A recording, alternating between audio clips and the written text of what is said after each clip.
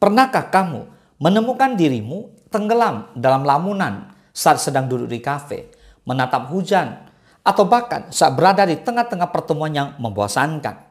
Lamunan atau daydreaming sering dianggap sebagai tanda ketidakhadiran atau kurangnya fokus.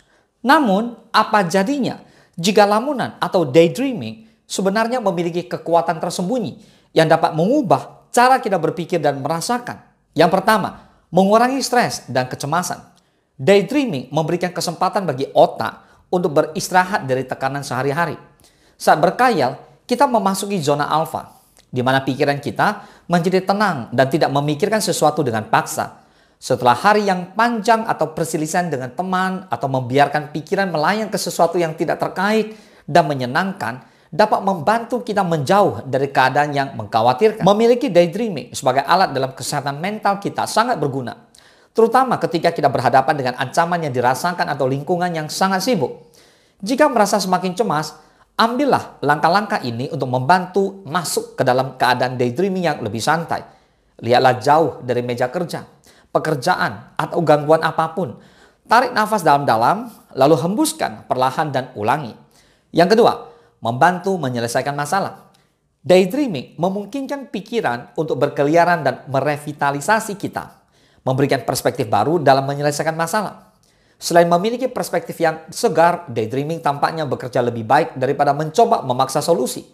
Dalam sebuah studi yang melacak pola pikir internal yang berbeda, peneliti menyimpulkan bahwa mind wandering itu penting dan baik bagi kita karena proses kognitif ini mengarah pada ide-ide baru. Yang ketiga, meningkatkan kreativitas.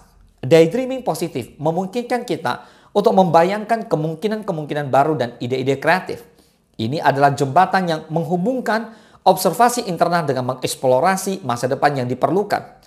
Para filsuf telah lama menekankan pentingnya jenis refleksi batin yang terkait dengan daydreaming positif. Sebagian besar filsuf pencerahan seperti Diderot, Locke, dan Kant percaya bahwa refleksi batin bukan penggerak eksternal yang memperdayakan manusia untuk mengarahkan hidup mereka sendiri dan memimpin diri mereka sendiri.